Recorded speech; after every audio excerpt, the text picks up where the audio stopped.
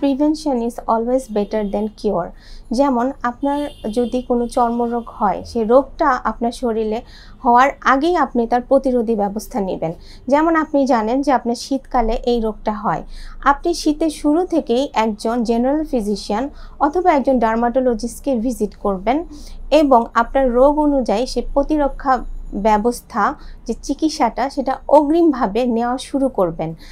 যেমন ধরেন যে শীতকালীন সময়ে আপনার শরীরে কোনো নির্দিষ্ট সমস্যা হয়, এই সমস্যার যে চিকিৎসা আছে সেটা আপনি সেই নির্দিষ্ট চিকিৎসকের কাছ থেকে নেবেন এবং সেই অনুযায়ী প্রপার ডোজে, প্রপার সময়ে, ডিউরেশনে সঠিকভাবে আপনি সেই ব্যবস্থাগুলো নেওয়া শুরু করে দিবেন। চর্মরোগ যদি আপনি দেরি করে যান, রোগটা জটিলতা শুরু হবে শরীরের মধ্যে এবং পরবর্তী সময় এটা চিকিৎসা ব্যবস্থা কিন্তু আরও অনেক বেশি কঠিন হবে।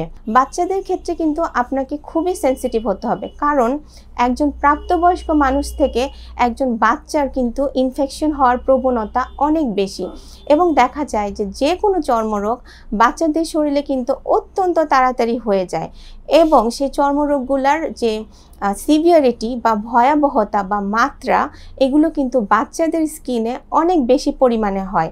সেই কারণে দেখা যায় যে বাচ্চাদের কিন্তু অবশ্যই সাবধানে রাখা উচিত। ফাঙ্গাল ইনফেকশন বা স্ক্যাবিস, এই রোগগুলো কিন্তু বাচ্চাদের খুব ইজিলি হয় এবং বাচ্চাদের ক্ষেত্রে কিন্তু এটার মাত্রা এবং ভয়াবহতা অনেক বেশি হয় এবং দেখা যায় যে কিছু কিছু বাচ্চার ক্ষেত্রে এই দুটো অসুখ কিন্তু একসাথে থাকে। সেই ক্ষেত্রে আপনার অবশ্যই বাচ্চাদের এক্সট্রা কেয়ার নিতে হবে। এবং আরেকটা বিষয় হচ্ছে, যেসব বাচ্চাদের অ্যাটোপি থাকে, মানে অ্যাটোপিক ডার্মাটাইটিস, তারপর ব্রঙ্কিয়াল অ্যাজমা, অ্যালার্জিজনিত সমস্যা থাকে, ওসব যারা একটু সেন্সিটিভ, এসব বাচ্চাদের কিন্তু চর্মরোগ খুব তাড়াতাড়ি হয়।